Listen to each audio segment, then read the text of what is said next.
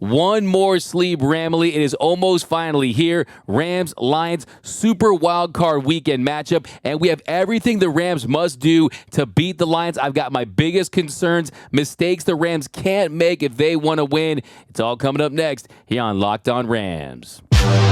You are Locked On Rams, your daily Los Angeles Rams podcast. Part of the Locked On Podcast Network, your team every day.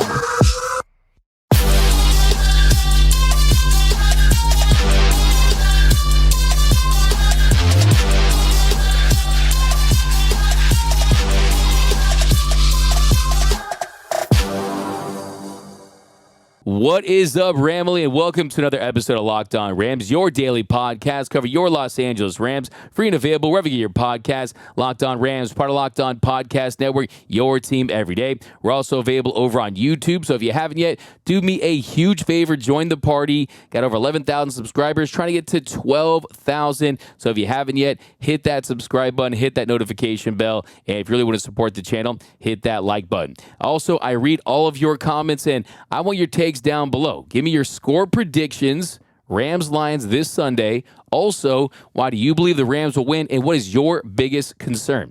My name is Doug McCain. Friends call me D-Mac. You can follow me on X and Instagram at DMac_LA. I've been covering LA sports for over a decade. SI 24/7 Sports, Dodgers Nation, now the Rams for Locked On. And today I am flying solo.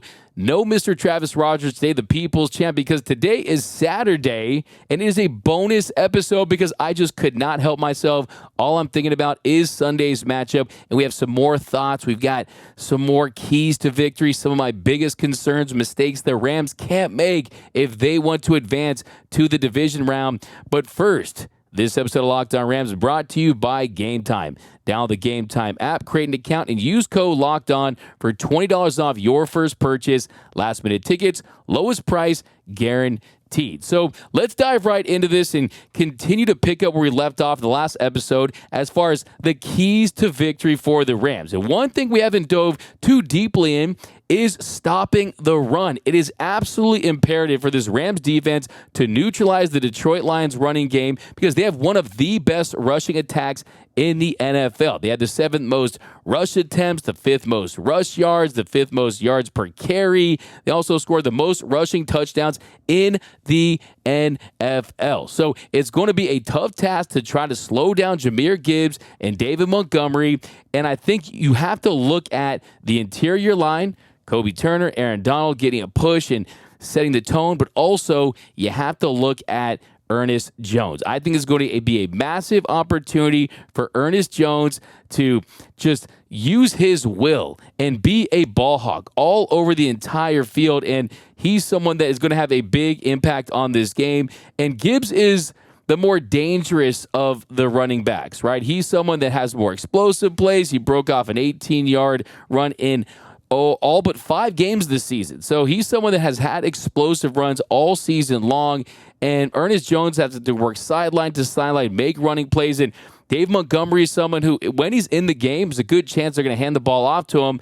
But you have to find a way to neutralize this run game. And you do that, then you limit that play action. We know what Goff does best, and that's throw the football over the middle. And it is not going to be easy because, look, there's certain matchups in this game where you have a strength for the Rams, which is Aaron Donald, Kobe Turner. We look at the way they can bring pressure on the interior. We also have Frank Ragnow. And Frank Ragnow is one of, if not the best centers in the NFL. And you also have Dan Skipper. You have some of these interior linemen for the Detroit Lions that are going to try to keep the Rams at bay. So they have to find a way to limit this running game for the Detroit Lions, and that is going to go a long way in determining how this Lions offense is going to perform. So it's absolutely imperative. Ernest Jones is going to be one of the biggest keys to this game because it's not just stopping the run as a tackler, but it's also bringing him in as a blitzer. And that's another big key in this one because we talked about it all week. How do you get bad Goff? Now, we know what good Goff looks like. Good Goff is someone who, yeah, I hear the cliche, oh, he can make all the throws. To me, he can't make all the throws, right? Matthew Stafford and Patrick Mahomes, they can make all the throws, right? Where they're doing sidearm stuff, they're doing no-look stuff. No, but he can't make the throws within structure when he's going over the middle, right? he's someone that if you don't pressure him, he can absolutely have success. We talked about that on yesterday's show. There's no doubt about that. And it's not just pressure with Kobe Turner and Aaron Donald, although that's going to be key. It's also sending Ernest Jones as a blitzer. And what that's going to accomplish for the Rams is, you remember a few weeks ago in Thursday Night Football when the Rams were able to bottle up Alvin Kamara? One of the ways they did that was you sent Ernest Jones in as a blitzer. You were able to keep him engaged. And Jahmyr Gibbs, as talented of a running back as he is, he struggles in pass protection. He's allowed the 5th most pressures of any running back in the NFL, 2nd in the league in the most hurries allowed. So sending Ernest Jones as a blitzer is going to be big. And Raheem Morris has used Jones as a blitzer a ton this season, the 3rd most for any linebacker in the NFL. So it's going to be important for Jones to not just continue to make tackles all over the field, but also apply pressure and excel as a blitzer. And that's going to be one of the big wild cards in this game, because if you can have the same amount of success against this running game and just try to minimize the damage, not stop it. You're not going to stop it completely, right?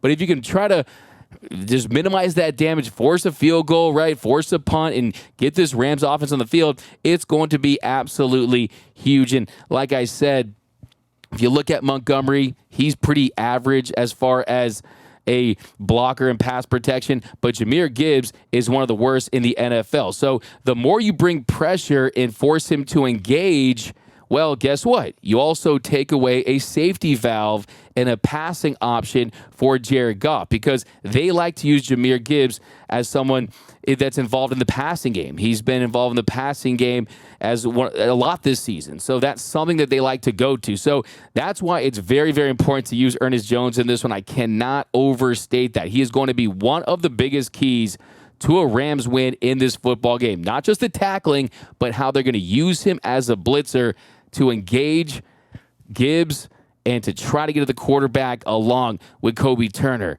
and Aaron Donald. So that's going to be massive. And then, look, this is a team on the flip side where you want to run the football, right? You want to absolutely impose your will in the run game like we've seen this team do after the bye week. This team, when Kyren Williams rushes for over 80 yards, they have only lost one game. So you look at how important that is to setting up the play action for the Rams and getting them in third and manageable, and just these long, methodical drives that keep the ball out of the opposing offense's hands. So you really have to stay consistent and commit to the run, because it is not going to be easy. The Lions, they rank 1st in the National Football League in run defense per DVOA.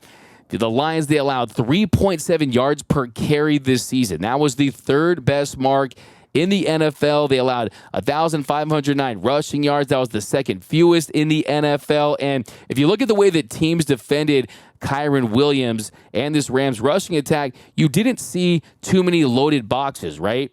And the Lions are a team that they have a very talented defensive line. They can't stop the run without loading the box. So it's going to be absolutely key for the Rams to run their schemes. You see the duo play and the duo schemes and the zone blocking, what they were able to do against the Ravens when they go out there and were pounding the rock, and they were consistent with it. So it is going to be such a big game for this Rams offensive line. Not only can you protect Matthew Stafford and avoid having him throw through pressure and prevent Aiden Hutchinson from getting to him and just being a game wrecker, but also getting a push and getting a established run game. That is going to be so key for the Rams in this one. So both sides of the football, the run game is going to be so huge. And you see people out there saying, okay, they're going to lap the scoreboard through the air, right? Goff versus Stafford. And that is what everyone's talking about as far as this matchup. But this game could come down to who runs the football better. Lions, best in the league in so many categories when it comes to stopping the run. Best in the league in so many different categories, top 5 in the league in so many categories when it comes to running the football. Well, that is going to be one of the biggest keys in this one. Who does a better job stopping the run and running the football? But we've got more keys to victory, more concerns in this one, but we also have a path to victory. I'm going to tell you why this Rams team is going to win on Sunday. That's coming up next here on Locked On Rams. Now, let me tell you about our pals over at Logix. Now, on this show, you know you get plenty of in-depth analysis and some hot takes. Well, let me give you the hottest take of the day. The best lineup right now is the lineup of auto loans at Logix. They start you off at the top with the favorites, right? The proven and dependable new and used vehicle loans. You can count on these guys to give you low rates and save you big-time bucks. Next up, they've got a new rookie sensation of electric vehicle loans with super low rates and flexible payment terms. And rounding out that Logix lineup, they've got their auto refinancing loans and lease buyout loans. And with these guys, you can lower your monthly payments and get on the road to owning your car faster. I know it's a hot take, but seriously, no one can beat the lineup at Logix. Visit your local Logix branch right here in Los Angeles and let one of their amazing team members help you, or just apply in minutes at logixbanking.com. That's LOGIXBAINKING.com.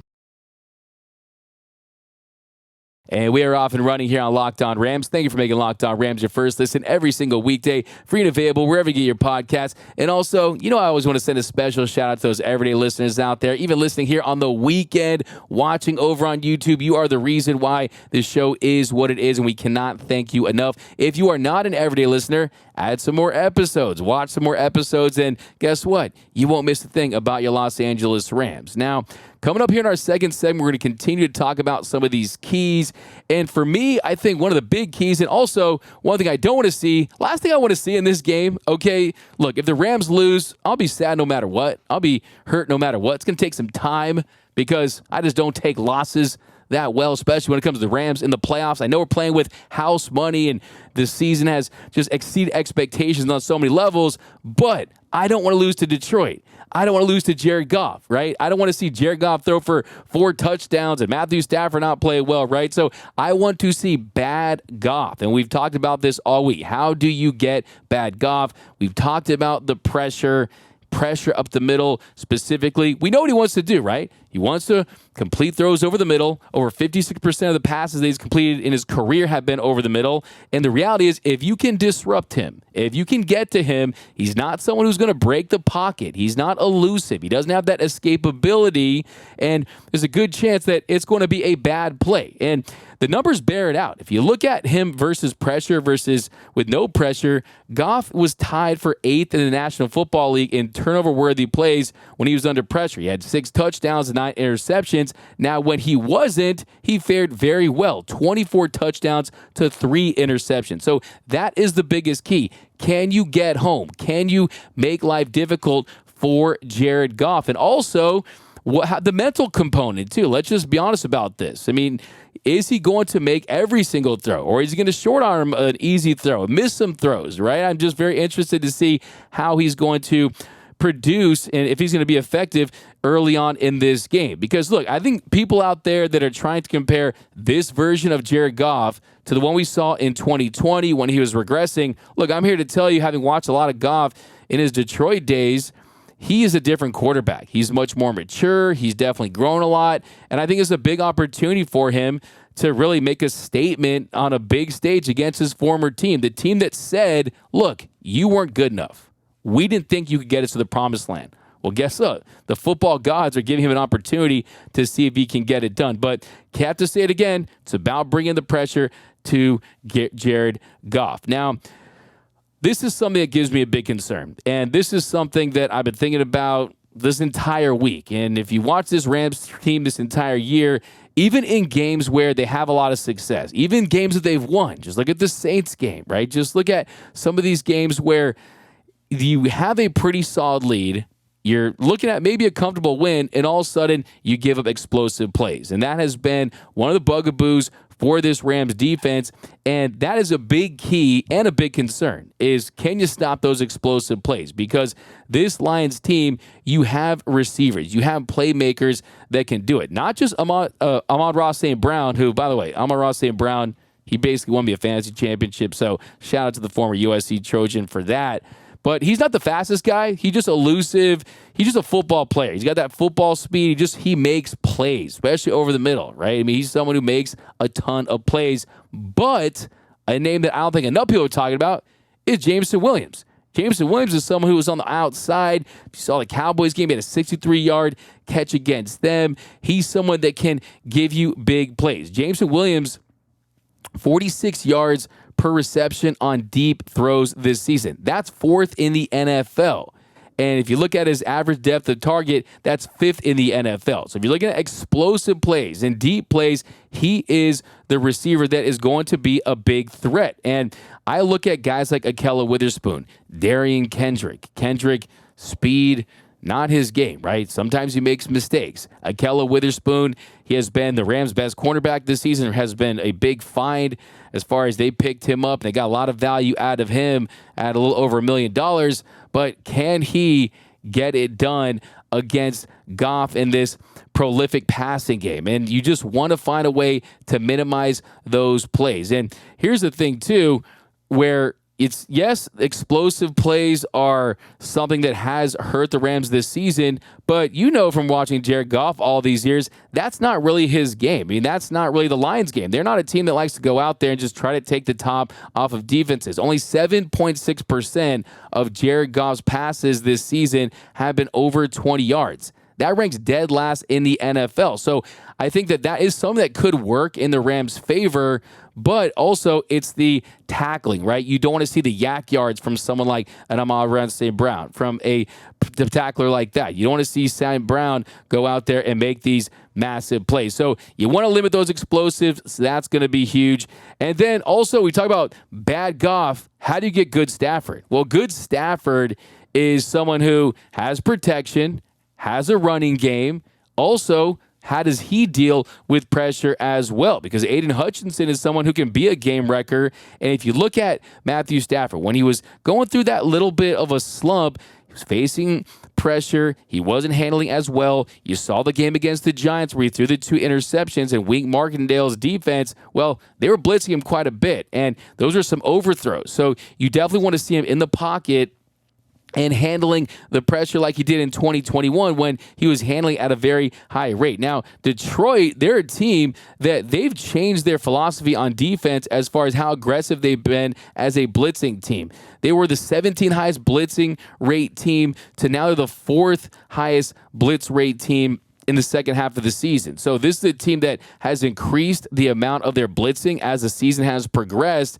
And I think that you're going to see pistol. You're going to see some motion. You're going to see the Rams try to get ahead of any potential blitzes, and you're going to try to scheme for that. And I know that that's something that they're ready for, but I think, look, if you look at this Lions team blitzing around 35% of the time, that's second to Wink Martindale and the Giants. So, look, it's very similar. I think that it's a positive thing for the Rams. They did face that Giants defense late in the season, and they saw what happened with Matthew Stafford in that game where he just basically missed 2 throws, right? And you're going to miss throws, and sometimes when you miss those throws, the ball's going to hit the ground. No one's going to intercept it. It just gets magnified when they actually pick it off, and it is intercepted. But I do think that Stafford and how he handles the blitz and how effective they can be in getting pressure is going to go a long way in this one. And look, the reality is Stafford just has to make good decisions, and he has to make throws. And guess what? He has one of the best arms in the history of the NFL, playing in a stadium where he's very comfortable. So I have all the faith in the world that he's going to be able to do just that. And I think Matthew Stafford, this is a legacy game for him. I don't care what anyone says. Yes, he has a Super Bowl ring. It's not going to define his legacy, but I guarantee you he would love nothing more than to go into Detroit and show all those fans for so many years that, hey, guess what? It wasn't me. I was always great. I just didn't have a great team around me. I was going to war with butter knives, save for a couple of seasons. Of course, you had Calvin Johnson, right? But as far as top to bottom as a roster, he wasn't on a Super Bowl winning team, right? A Super Bowl contending team. And I think he wants to show them that, yeah, guess what? If we had a Rams team around me for my entire career, we would have probably won multiple Super Bowls. And I guarantee the competitor that he is, he wants to go into Ford Field and show out. And I think that, hey, this has been the Matthew Stafford, I've still got it revenge tour season. And I think it carries on in this game. And I think that he has a fantastic performance in Detroit. But coming up in our final segment, will the Rams beat the Lions on Sunday? We've got the path to victory. That's coming up next here on Locked On Rams. Now, let me tell you about our pals over at Logix. Now, on this show, you get plenty of in-depth analysis and some hot takes. Well, let me give you the hottest take of the day. The best lineup right now is the lineup of auto loans at Logix. They start you off at the top with the favorites, right? The proven and dependable new and used vehicle loans. You can count on these guys to give you low rates and save you big-time bucks. Next up, they've got a new rookie sensation of electric vehicle loans with super low rates and flexible payment terms. And rounding out that Logix lineup, they've got their auto refinancing loans and lease buyout loans. And with these guys, you can lower your monthly payments and get on the road to owning your car faster. I know it's a hot take, but seriously, no one can beat the lineup at Logix. Visit your local Logix branch right here in Los Angeles and let one of their amazing team members help you, or just apply in minutes at logixbanking.com. That's LOGIXBAINKING.com. And welcome back to Locked On Rams. Thank you for making Locked On Rams your first listen every single weekday, free and available wherever you get your podcasts. Locked On Rams, part of Locked On Podcast Network, your team every day. Now, coming up here in our final segment, some final big questions heading into Sunday's matchup. Well, one, will Sam Laporta play? The Lions rookie tight end. He's had a phenomenal season. He, of course, hurt his knee in the Lions' final game. Well, he said he's feeling better. He's optimistic. He is most likely going to play. The question is, how effective is he going to be? How close to 100% is he going to be? Let's not forget, it's his first NFL playoff game, and he's banged up. He's also imperative to their success, especially with Goff trying to go over the middle. Raheem Morris trying to take that away. I think the Rams need to go and send a message early on. You want to be physical with him. You want to let him know that, hey, this is the playoffs, and you're going to need to step up. So I think that's kind of one of the big things for me. He's tied for fourth in the NFL with touchdowns at 10th, 889 receiving yards. He's been very, very productive for them. And look, if he's going to have a brace and is he going to be limited, that's going to definitely change things. And you look at the other side, you got Jordan Fuller for the Rams dealing with an ankle injury. Is he going to give it a go? That's definitely going to be a major factor. I think that at the end of the day, you got to like the chances that if these guys are close, that they will play. And look, Laporta, look for that early on. Look at how he's moving. Look at how much they're going towards him. Is he going to be some sort of decoy? I don't think he is. I think that these teams are pretty relatively healthy. But I think that something else you need to look at too is the Rams receivers. I'm looking for a big day. I think Puka Nacua, you're not a rookie anymore, right? You're not a rookie. Yeah, rookie in the regular season. Look, you're graduating, right? You're someone who has had this breakout season, this historic season, set the new rookie receiving record for receptions and receiving yards. Look, this team, when they go to Puka Nacua, they have success. When he has 4 receptions, the Rams are 4-0. 5 receptions, Rams are 3-2. 6 receptions, 3-3. But it's not just the totals, right? It's just going to him and being consistent. I also look at Cooper Kupp. He's someone who did not play in the season finale. He did rest. He's going to be, I think, as healthy as he's been in weeks. And I think you're going to see a defining performance from Cooper Kupp. I think Kupp as a blocker, I think you're going to see him in the end zone. I predict a touchdown for Kupp. I think that Matthew Stafford and Kupp, they're going to wake up tomorrow. They're going to say, you know what? This feels like it did in 2021, right? Where, look, yeah, we're not necessarily Super Bowl favorites or anything like that. And even that year, they had to overcome a lot just to get to the Super Bowl, right?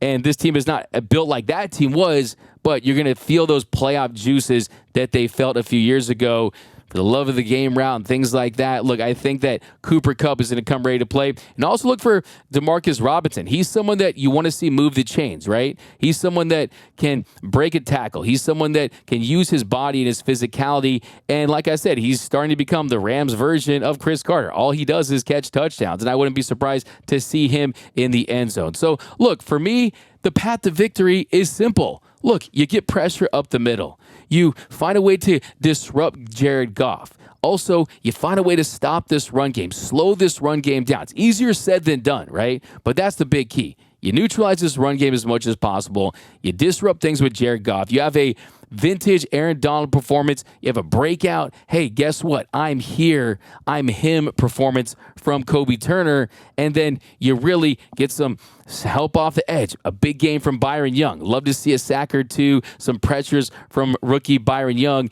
and get in that backfield and make some plays. And then look, the other thing too is you want to limit those explosive plays. And on the flip side, the Rams, you have to give Kyren Williams the opportunities. You have to commit to the run game. You need more of a balanced attack. And then if you're Matthew Stafford, hey, this is one of the worst secondaries in the NFL. It doesn't matter what metric you're looking at, DVOA, if you're looking at pass yards, if you're looking at how he can expose this secondary, if he gets time to throw, he's going to cook and he's going to carve. And there's a big opportunity for Matthew Stafford to go out there and do what he does best on a big stage, and that's just sling that rock and make plays. And yes, they're elite at stopping the run. Well, they're far from elite at stopping the pass. So use the run to set up the pass, make plays through the air. And I also want to see some methodical drives from this Rams team. Runs we've seen in recent weeks, right? Where you're seeing these long drives taking a lot of time off the clock. You got the balance. Kyren Williams getting first downs. You're seeing some plays to Higbee and Kupp and Puka Nacua moving the chains. Just go out there, focus, and execute. And I think this team has a really, really good chance to go into Detroit and get this win. I already gave my score prediction. I think 28-24. I didn't want to include any kicks because it just terrifies me. Wouldn't be surprised to see Brett Maher hit one, right? He does have the leg to do it. But still, I think this Rams team goes into Detroit, gets the dub. And one of the biggest reasons why, probably the number one reason, is coaching. And they're a well-coached team as well, there's no doubt about that. But you have Sean McVay. And Sean McVay is a Super Bowl winning head coach. You have Matthew Stafford, a Super Bowl winning quarterback. This is a quarterbacks and coaches league. And you have the coaching and quarterback advantage in this one if you're the Rams. They know Jared Goff better than Jared Goff knows himself. Look, I wouldn't be surprised if Sean McVay is telling Goff the plays right before the play is snapped, like we heard for so many years, right? And they know what they need to do to stop him. It's just a matter, can they do it? They know the formula for success. It's just a man on a man, who's going to bring it? The effort levels, the schemes, right? So I really trust Raheem Morris getting enough out of his defense to put it in the hands of this Rams offense. Limit mistakes. I don't want to see a turnover or two for Matthew Stafford. Play a clean game. No fumbles, no turnovers. They just go out there and execute. And I think this Rams team, they get the dub. Like I said, everyone out there is saying this is house money, but it's whose house money? It's Rams house money. They're going into Detroit, and guess what? I want to see as many Matthew Stafford, number 9 Detroit Lions jerseys. You had that Detroit fan club, the Detroit Line, more like the Detroit Lame. They didn't want to have their fans wearing Matthew Stafford Lions jerseys. Well, guess what? It would be a sweet victory for Stafford. I think it would give him the ultimate closure for his time in Detroit, and I think this Rams team, they're just good. They've improved tremendously. You have a combination of emerging rookies with some of the best veterans in the game, and they're just well coached. And I also think that from a maturity standpoint, they love this test of going into Detroit. Let's not forget, too, Rams get an early lead. There's going to be pressure on Detroit. And that place, yes, the place is going to be rockets. It's going to be electric. It's going to be pandemonium in there. But also, you can see, too, Rams get a score early, a lot of tension. And how will Jared Goff use that nervous energy, and it could work against them. You got Dan Campbell. I want to take our kneecaps off. You know he's going to blow 3 gaskets during the entire game. So, look, it's going to be a great game. Looking forward to it, and we'll be back with you guys Monday to break it all down. And hopefully, look, divisional round, this team, I'm telling you, how could you doubt this team at this point? Everyone thought they'd win 3 games. You won 10, right? This team is going to continue to silence those haters and prove those doubters wrong and get a road playoff dub. Are you kidding me? Imagine if I told you that this summer. But that's going to do it for this episode of Locked On Rams. My name is Doug McCain. You can follow me on X and Instagram at DMAC_LA. And until next time, whose house is Locked On Rams house?